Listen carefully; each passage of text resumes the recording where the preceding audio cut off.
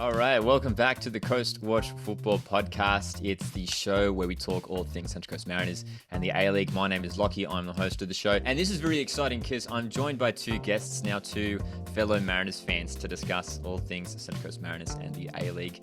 We've got Dean and Riley. Thanks so much, guys, for featuring on the podcast for this week. We're going to start off with a fun one, and we'll start off, Dean, with you. How long have you been a Mariners fan for, and who would you say is your favourite Mariners player of all time? Well, I'd say I've followed the club since day dot, I think like anyone has, but probably since about 2011, 2012 was when hardcore, every game, every home, away game type thing. But favourite player, tough on the spot. Three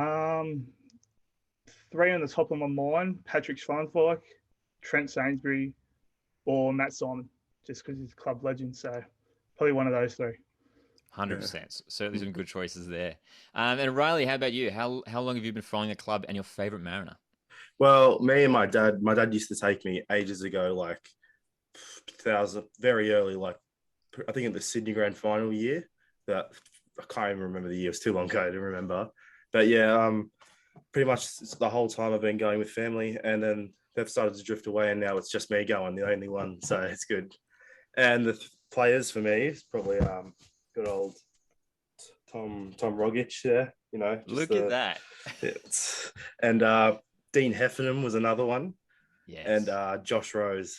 I like the fullbacks for some reason, just that different athleticism to a lot of other players that get going forward. Yeah. 100%. And hopefully we're seeing another, top left back coming through at the moment in Jacob Farrell. He sort of reminds me of like Dean Heffernan back in the day, you know what I mean? Even Josh Rose.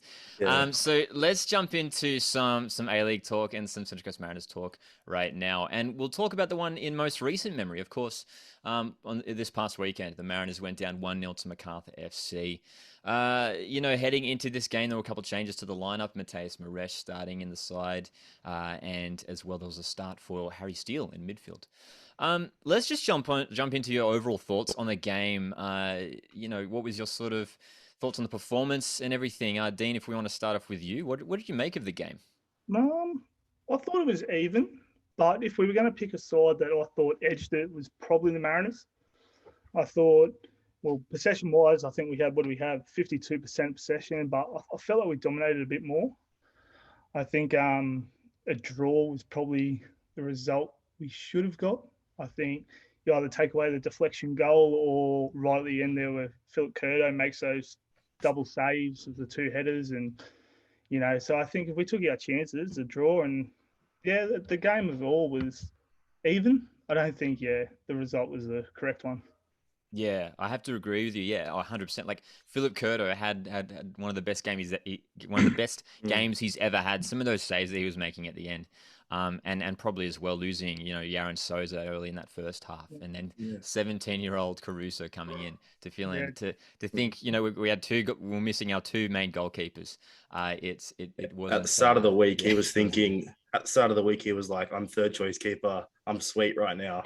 And then all of a sudden he's on the field. He's like, what's just happened? It's just the change for him. Yeah. And he's been on the coast for about 2 weeks. Really? Yeah. Oh, I heard on the coverage. Yeah, I think 2 weeks. And I think we come in from Melbourne City. So I think he's been MPL, So not a bad little pick up then for the club. Yeah, and he did make that fantastic save in the second half as well, and there wasn't much he could do about the goal, to be fair.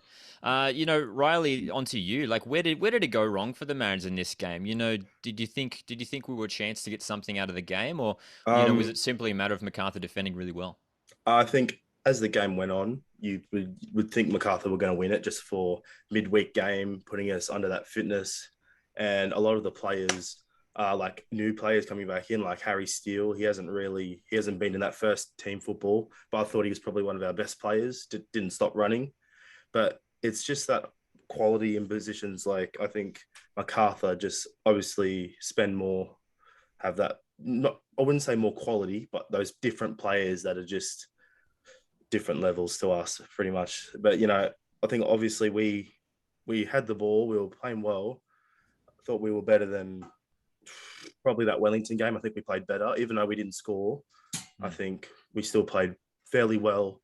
just a couple of silly mistakes, like with the goal, not pressing, everyone just waiting for De Villa to shoot, and it was just too late. Pretty much nothing. Right. Yeah, and that's pretty much. I couldn't fault any of the players to a certain level. I think there was a couple players who I thought probably shouldn't have been out there to some level, but that's just anger at the time. Not really. Yeah, for sure. And it'd be good to dive into some of those key players now. And there's a couple of players that I want to bring up who, it's interesting seeing them and how they're sort of settling into the side. And I want to talk about the new players. Cy Goddard is a player now who has started all 3 league games so far, and I feel like there's a lot of promise around him, and we've heard around the club apparently he's got a lot of talent, and he showed glimpses here and there. He looks like a really tricky player.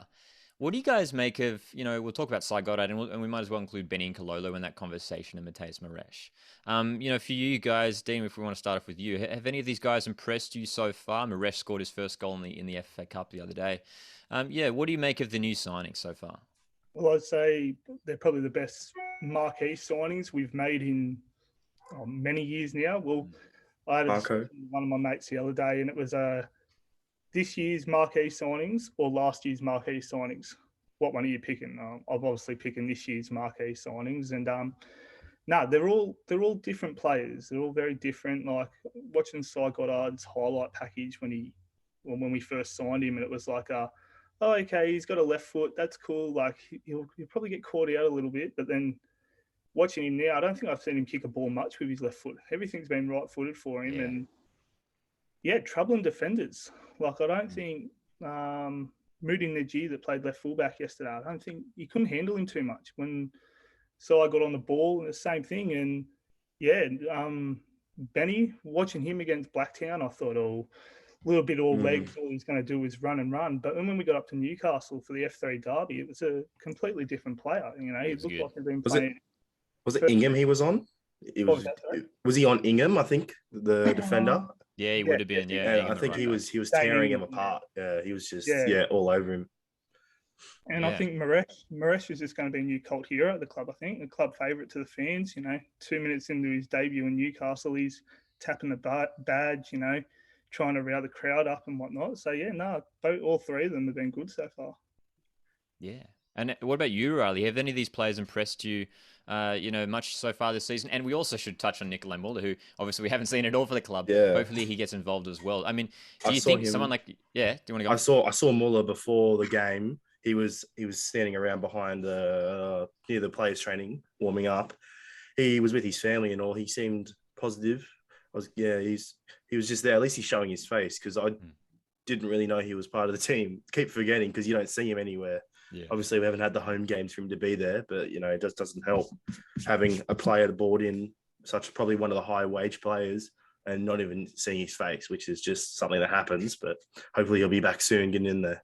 But with the others, I believe Cy Goddard, just if he had that bit more fitness, he works hard on defense, as you saw on the game. He was on Craig Noon for a lot of it. There was a lot of times where he was tracking back, standing him up. Him and Farrell were doing well there, holding him out. I think they kept swapping sides, so it was very difficult to keep him on the one, which is good for sometimes, because they don't want him on the one side because he's getting touched too much. Everyone's on him. He's a good player. And with Ben Nkola, I think he's very good. He likes to beat the man on the ball, which is good. He has that same sort of thing of run, and players see him play that ball and he runs, but obviously it's what works for him. They've found his way that works.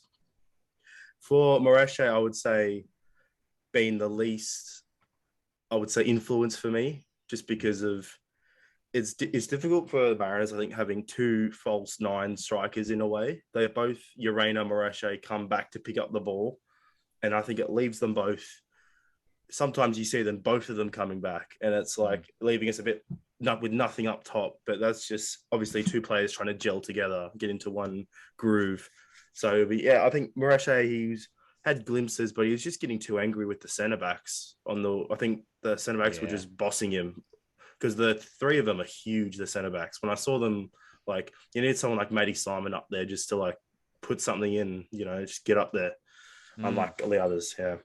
For sure, yeah, and that sort of segues nicely into my next talking point. I wanted to bring up, Matt Simon, and we know as Mariners fans how well Matt Simon played last season, and his link up play with Marco Rennie was just was fantastic to watch last year. One of the things that I've touched on is I reckon we're missing that physicality up there, and I don't think Mateus Maresh and Rennie bring that.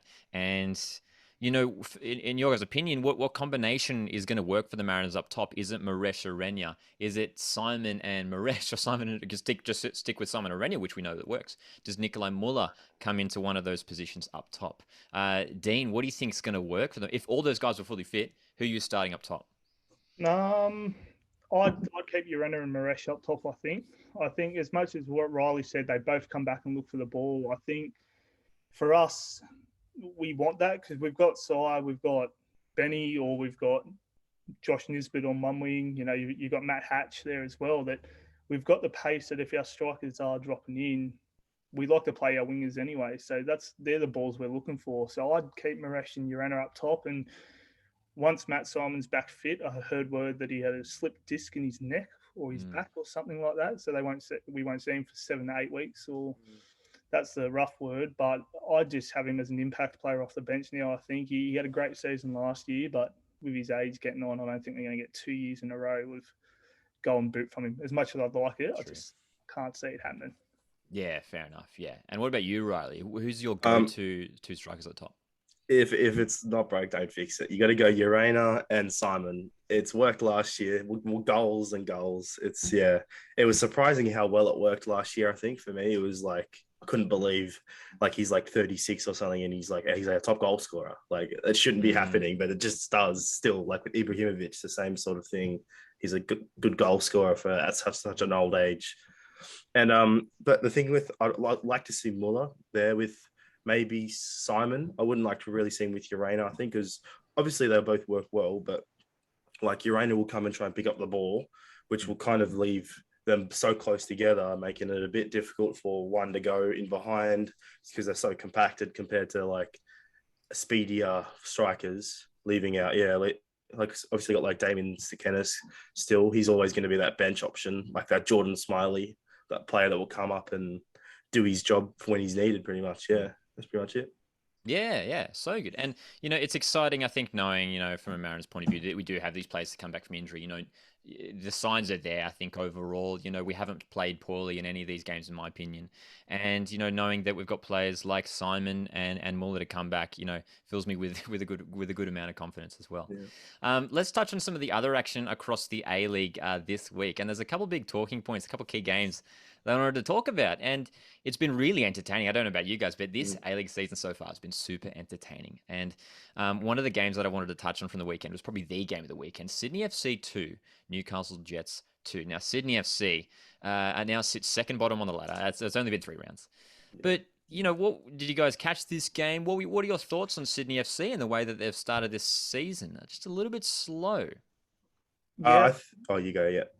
I think that's where they're getting hurt the most. I think they've got good technical players, but a bit of pace is hurting them. And Valentino Ewell found that on Saturday night. It was literally just 2 bursts of pace, and bang, 2 goals for him. So I think they've got the quality players. At Sydney FC, Steve Corica will say one word and they'll change it around. But I think it's just the pace killing them. All the young, quick kids running past the 2 slow centre fullbacks. And, Ryan Grant seems to be slowing up a little bit. As much as he's a good quality player, but he's slowing up a little bit now. So, I think that'll be the important thing this weekend for us, turning around and trying to get some pace in behind.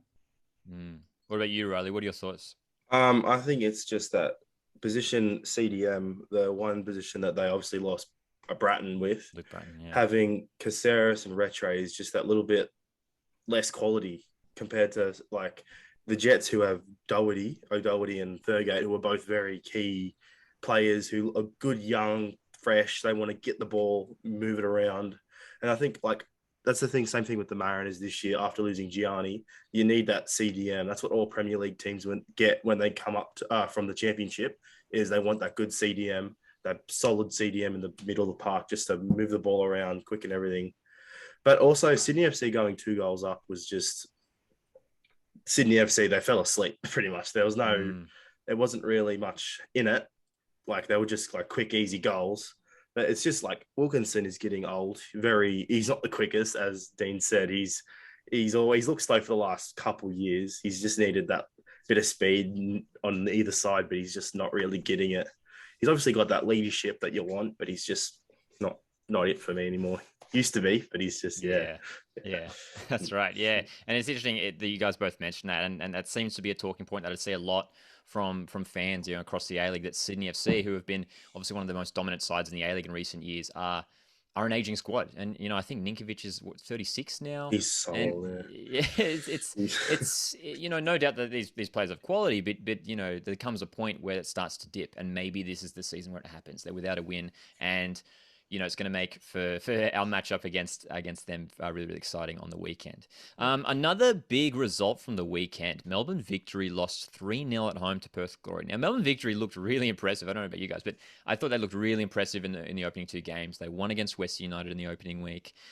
They won at home as well against, I believe it was Brisbane. Yeah, that's right, Brisbane Roar. And then they lose against Perth Glory. Did you guys catch this game on Sunday night? This was after the Mariners game. What are your thoughts on this one? I caught the first 35 minutes of it, and I went, yeah, pretty cagey game, I'll turn it off and I'll come back to it later on. And then I got caught up doing a few things, and I looked at my phone and I saw it was 3-0 to Perth, and I went, oh, wow, okay. So I caught the mini-match of it today. Yeah. But yeah, to me, that I don't know why Kurt Ames is showing a yellow card on first thing for that tackle. It's a straight red. As much as the player leans his head in, it's a straight red card for the studs to the head. Dangerous play. If Mark Berrighetti's been sent off for a chest on a player, I think studs straight to the head's a straight red card. And yeah, the 3 goals. Well, the first goal was quality finish by Burke Gilroy, yeah. Burke Gilroy, and then the second one's just poor defense from Lee Broxham and Garia. That's a header. You got to clear that there. Yeah, and, Broxham's not the tallest. No. Yeah. But the young kid who headed it, I can't think of his name off the top. Bramwell. Yeah, Bramwell. Yeah, he's not that tall either, so they should be clearing that with their experience type thing. And yeah, Bruno Fornaroli, I think he just loves Amy Park way too much. You know what you're going to get from him. That's Bruno. But so I think the main thing for Perth now is consistency, which I think is like a lot of teams in the A-League with young players. I think consistency for them, and that's just a little hiccup for Melbourne. Popovic will crack the whip this week at training, and whoever they have this weekend, should be a nice win for Victory, I'll see. Yeah, for sure. And another team that I want to touch on as well, the other side of Melbourne City, a side who have, despite winning round one, slipped a 2-goal lead at Adelaide United. That was an epic finish, that 2-2 against Adelaide United, and then have lost at home to Western United. Riley, if you want to lead with this one, are Melbourne City gonna be as good as they were last season, or are they gonna slip? I think it's just McLaren not his day, and that's hardly ever said. But when they have 20 shots, 5 on target, that's not great accuracy from them. Obviously, it's not all just him, but when he's your number 9, that's been their top goal scorer every year. He's still at that youngish age for the A-League, considering the other strikers that are in the A-League. He's one of those younger ones. They just had an off night. It happens. It just happens for teams. And Wenzel Hawes is also a quality striker who they had against him, and I think he's a goal scorer. He played with McLaren before, and he's had that experience with him. So learning from the teacher, pretty much. That's all it was. For sure, yeah. And we'll touch on some of the other games as well. Wellington Phoenix, the side who defeated Mariners last week, lost to Western Sydney Wanderers. So Wanderers under Carl Robinson picking up their first win of the season. What do you guys make of these two sides? Wellington Phoenix, for me, I tipped them to pick up the spoon, as a lot of people did heading into this season. Did this result surprise you guys? What do you think? No, not really, yeah. So I had Wanderers down as because Wanderers weren't favourite going into it, and I was pretty surprised by that. So I tipped Western Sydney because I just thought they're a quality team. Their players are finally in there gelling with Hamed and Jack Rodwell, who's still a little bit behind, but he's getting there. after seeing him in other teams, he didn't really start off strong, but it happens, yeah. And when Wellington played the Mariners, I still think Mariners made them look better than they were to a level. I think that Mariners game was probably one of the worst ones that I've seen in a while from them, which says something. But yeah, a bit of a harsh critic, I think, because they didn't play too bad, just stuffing up defensively, clumsy in the back line. That's all, yeah. Yeah, and Dean, what do you make of it as well? I mean, for me, Wanderers a side who I reckon will do really well this season. I think they've got the personnel to do it, in like the likes of Tom Hammett, Dimitri Petratos. What do you make of them?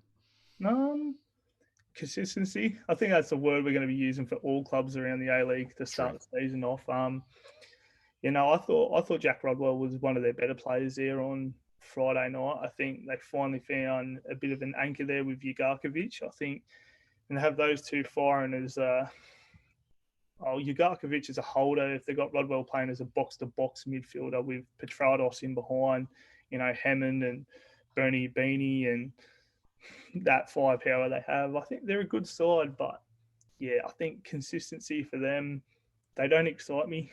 They've got the big names. They don't really excite me too much. I don't know if it's Carl Robinson or just a club in general. They don't really excite me too much. But yeah, I think if they're not making finals this season, yeah, I think they'll be in trouble. There'll be a bit of trouble there in the club, I think. Yep, I agree 100%. Like, and that's the ultimatum for me, I think, as well. And it's a similar thing when I talk to Wanderers fans. It's like the squad's there, but it's all about the coach. If Carl Robinson can't get it clicking, then he has to go. That's basically. I see him potentially being the first coach to go this year. Yep. Could be, yeah. So, and you're right, as you mentioned as well, consistency, especially considering how up and down everything has been, even just in these 3 rounds. It's all about establishing that consistency. So, Wanderers will hope will be. Wanderers like to go through coaches as well. They go through them like they're nothing as well. That's true. You'll see them, acting as quick as possible. They're harsh, yeah. That's true, yeah. And then the final game of the weekend as well, that was Brisbane Roar drawing 0-0 with Adelaide United. Adelaide United had only 1 shot on target out of 13, which I thought was really shocking. And, both Brisbane have struggled so far this season, 2 losses and a draw. Adelaide United, 3 draws. Dean, if you want to start off with you, what did you make of this game? And these sides, do you reckon these 2 sides always seem to finish in the finals? Do you reckon they'll sneak into the finals again this year, Brisbane and Adelaide? Off the first 3 games?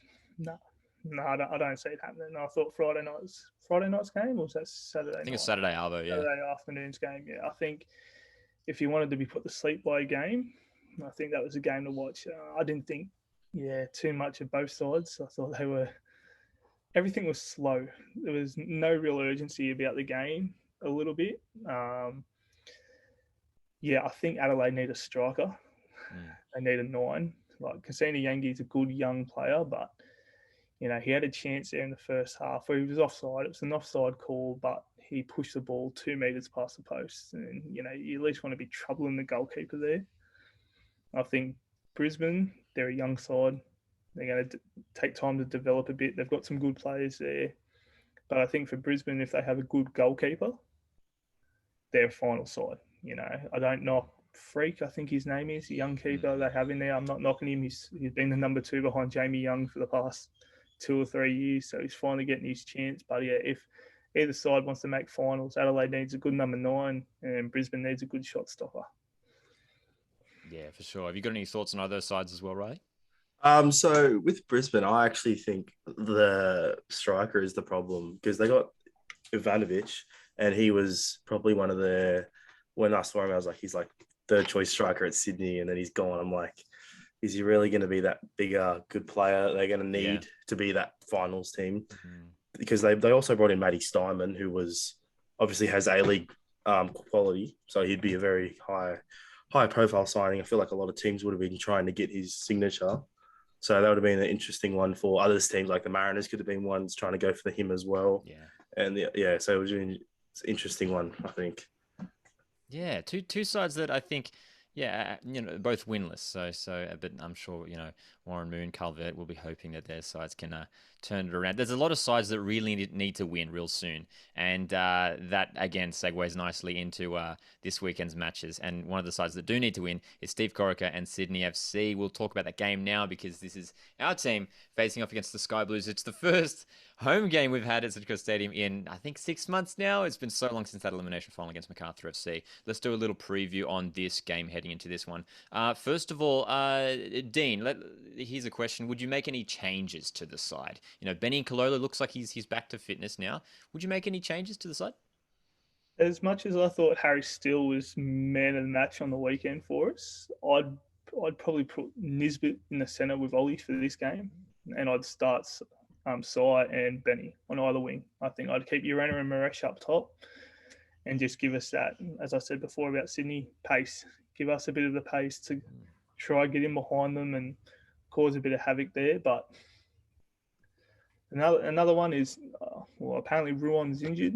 It's the reason why he went off on the weekend. He's come off both games. He's come off earlier. Yeah, Wellington game and the game on the weekend against Macarthur, especially the first half of Macarthur on the weekend, I thought he was very poor. Yeah. Thought Ruon was very poor, and Dan Hall's second half on the weekend and his midweek game against Wollongong, I think he deserves to start against Sydney FC. So, yeah, they're probably the changes I'd make. I'd start Dan Hall at centre fullback with Kai Rolls, and I'd start Benny on the left and I'd bring Josh Nisbet back in the centre. Interesting. Yeah. What about you, Riley? I'm interested here. Would you make any changes to the side?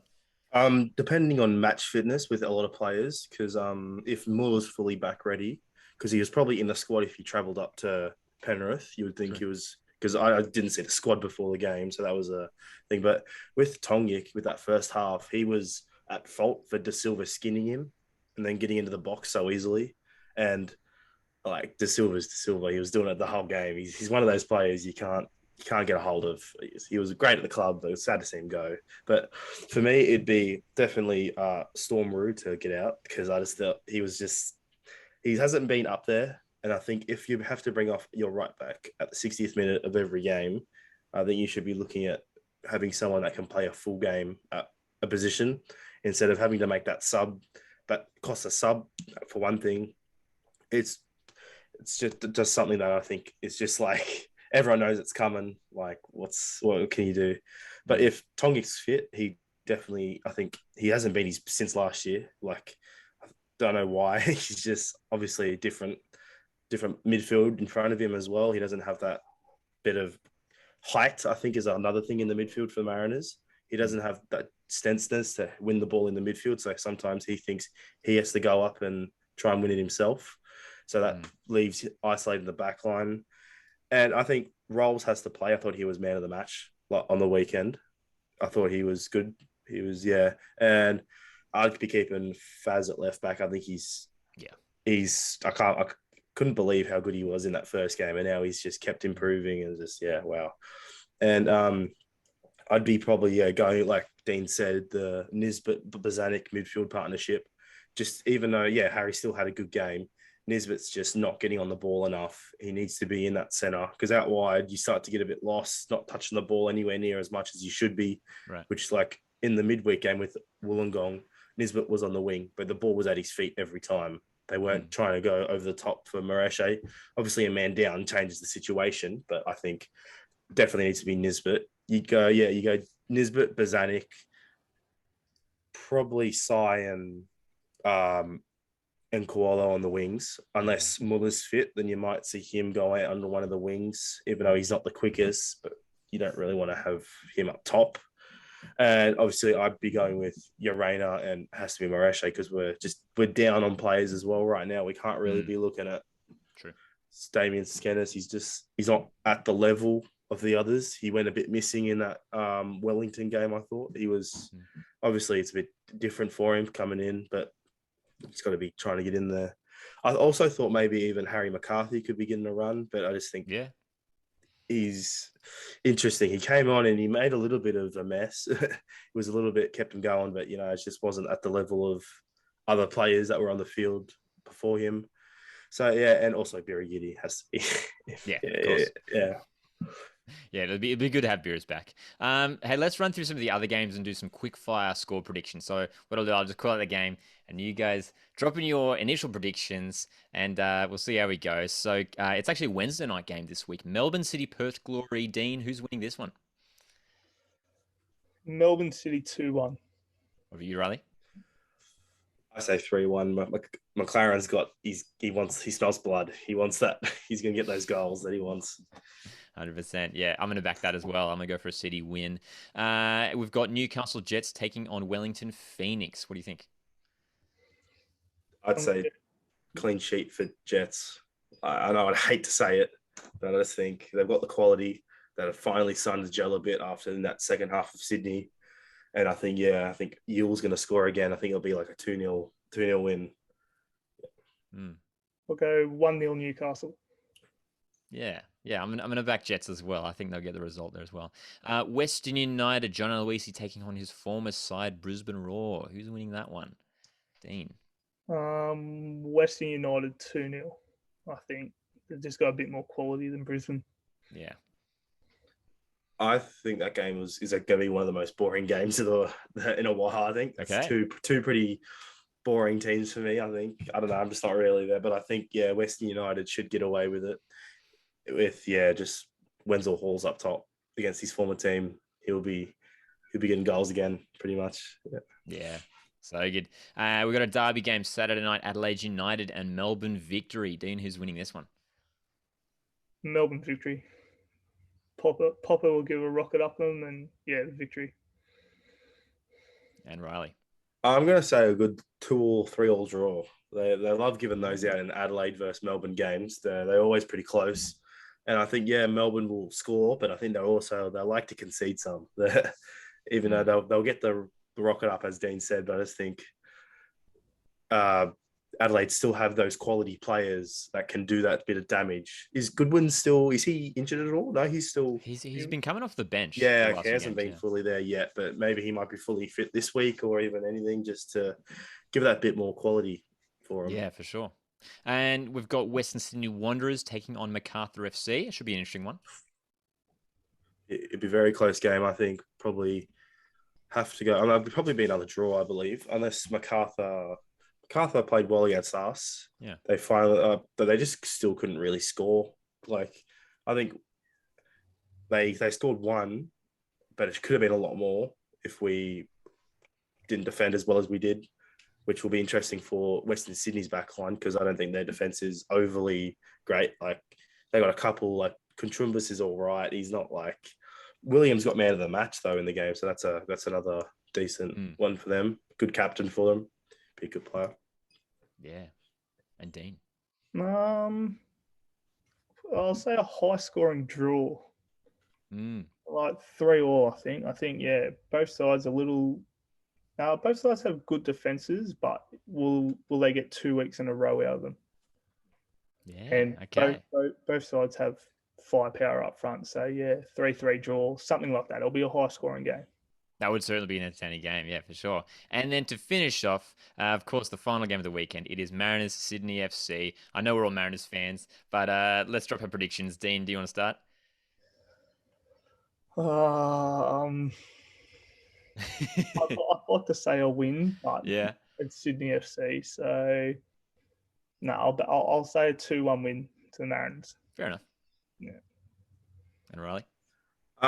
It's another one. It's one of those ones you want to win, but you take a draw. You want to win, but you take a draw. But True. Like it's a hard one. But I definitely want to go with the Mariners win. Maybe a 1-0 cheeky penalty for Bozanic to slot away or Urena late in the game. Something cheesy like that. Yeah, dude. We take it. Even a draw from a penalty spot as well. That would just 100%. Especially, I think, after losing those 2 games back-to-back, I think it'd be important to get a win, especially over Sydney FC. Hey, guys, thanks so much for featuring on the Coast Watch Football Podcast this week. I appreciate it. Yeah, thank you for having me. Thanks for having us.